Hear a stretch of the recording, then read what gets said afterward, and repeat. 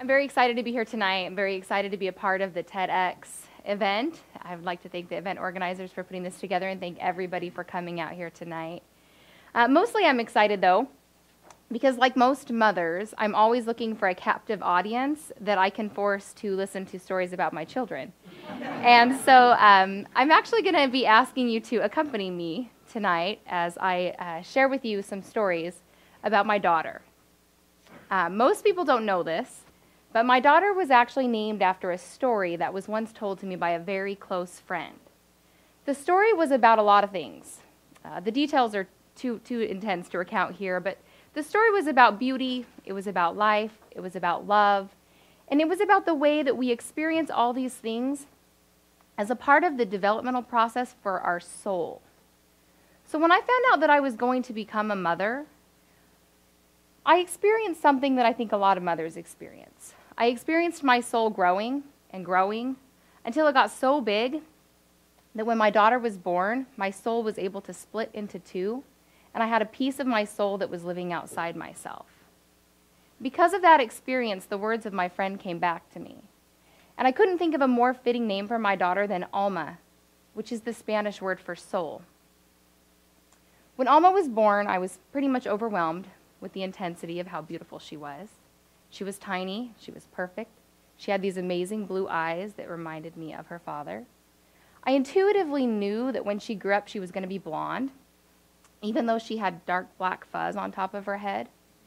I also knew that she was going to grow up and walk, even though she was born with her feet on upside down and backwards. When Alma was 10 days old, I took her for her very first appointment to see an orthopedic surgeon at Shriners Hospital for Children. It was a really daunting experience. I hadn't really recovered from childbirth. My husband and I were both extremely exhausted because we had a 10-day-old baby, and I was really terrified about what they were going to tell me they needed to do to fix my daughter's feet. I was right to be nervous. As the doctor explained to me the corrective procedure for her clubfoot, I thought I might throw up. The procedure that he planned to use is known as the Ponseti method, and it essentially consists of manually twisting the feet around little by little, and every time you twist them, you put a cast on to hold it in that position and leave it for a week. And every week you have to go back so that they can cut off the cast, twist the feet a little bit more, and recast them. So at the tender age of 10 days old, my daughter's legs were casted from her toes to her thighs. She screamed a scream that still haunts me to this day. The nurses, bless them, brought her some sugar water, which seemed to calm her down, and then they brought me a stool and some juice because they were afraid that I was going to pass out. My rational being knew that the casts were for the best, but in that moment, both of my souls were experiencing agonizing pain. Those casts felt like heavy plaster cages. They were caging my baby's feet and thighs, but they were also caging my family. They were holding us hostage within a medical system that we never wanted nor asked to be a part of. A few weeks into our Ponseti experience, I had an encounter that would leave a more permanent scar on my soul than the casts would ever leave on Alma's legs. It started out a day like any other. I was a new mom at the grocery store. I'm pretty sure I had drool on my shoulder, and I seem to recall that I was wearing slippers instead of shoes. But overall, I was feeling pretty good about buying some actual groceries. As I was bagging my groceries, a voice called out from behind me, "What happened to your baby?" I turned. I gave my best fake smile, and I responded, "Nothing, thank you. She's just fine." This was exactly the way I had rehearsed it. I tried to focus on the task at hand, but I could feel the woman staring at me. I could feel her hostility, and I knew that she wasn't going to walk away. She called out again, this time much more loudly and intentionally attracting the attention of other shoppers. "What did you do to your baby?" This wasn't the first time I'd been accused of breaking my daughter's legs. I turned around, gave another fake smile, gave my practiced response again, "Nothing, thank you. She's just fine," as I tried to push my cart out the door. This woman was very angered by my refusal to explain myself. She followed me to my car. She shouted obscenities at me all the way across the parking lot. I tried to unload my groceries so that I could drive away, and I like to think that I was doing it with as much dignity as possible under the circumstances. And as this was happening, the woman took a picture of my license plate and called the police. After this incident, it took me about 3 months before I was comfortable leaving the house again. It took me a lot longer before I could really start processing what was happening in my life during this period of time. In retrospect, I can identify a very alarming and disturbing trend. When I was out with my daughter alone, these incidences happened all the time. People would yell at me, they would accuse me of abusing my child, they would call the police.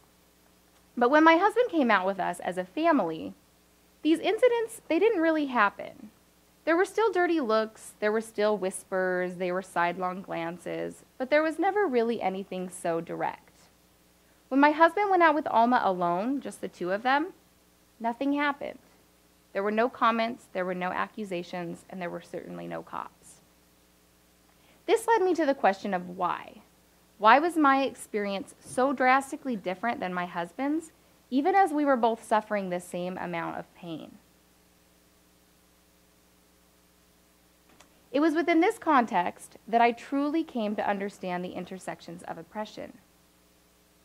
I didn't know it at the time, but when I became a mother, my identity shifted. I didn't just become a mother. I became a mother of a child with a disability. And that label came loaded with expectations and assumptions that people were going to make about me, whether I wanted them to or not. I couldn't really begin to understand what these assumptions looked like until I came to realize that parenting able-bodied and healthy children comes with some very specific inherent privileges. And those were privileges that I did not have. These social constructions of what I was supposed to look like as a mother have since manifested themselves in some very interesting ways. I see it in the expectation that I should be the only one to provide for my daughter's developmental and biological needs. I see it in the assumption that I should quit my career and dedicate my entire life to advocating for children with disabilities. I see it in a job interview when I'm asked if my daughter's disability will prevent me from coming to work. I see it in my pediatrician's office when my daughter's doctor writes in her chart, under the heading Developmental Concerns, Mother works outside the home. It is a very small box in which society wishes to put mothers like me. I am told I have fewer choices because I'm a mother, and I have fewer choices still because my daughter is disabled. What's even more disturbing to me are the ways in which these oppressions affect my daughter. I hear it in the offhanded comment that we are so lucky our daughter was born a girl, that it would be so much worse to parent a child with physical and intellectual disabilities if that child were a boy, that it's okay that our daughter can't walk because little girls don't really need to run around anyways. I don't yet know the ending to my daughter's story, but I can give you a happy ending tonight. You see, I actually changed the ending of my speech last week because exactly 1 week ago, my daughter took her very first steps.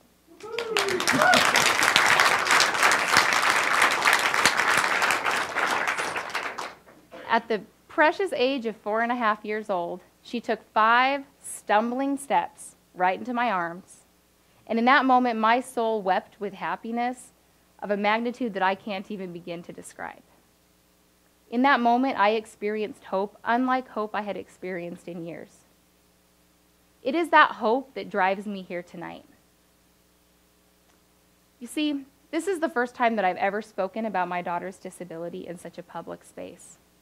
It is certainly not a decision that I made lightly, because I know that everything I'm saying tonight can never be unsaid. And I know that everything I'm saying tonight is very personal. But I truly believe that the personal is political. We can talk in generalities about gender and disability and oppression and sexism, but for many people, until we attach a face or a story to those ideas, they're going to simply remain ideas. So tonight, I'm offering up my stories as a contribution to the broader social conversation that's already happening about the roles of mothers in society. And I'm hoping that my stories will make you think differently about gender and disability. I truly believe that when women start to share their stories, we will find that there is a thread of commonality that weaves all of us together. And it is that thread that I hope you can hold on to. We must tell our stories because they are real, because we are real, and because if we don't share our stories, nobody will know what those realities are, and nothing will ever change. So it is my hope that after tonight, you will think differently about gender, and you will think differently about disability. And I hope that you will remember the ways that my stories made you feel the next time you encounter a mother like me, or the next time you are so lucky as to encounter a soul as sweet as Alma. Thank you.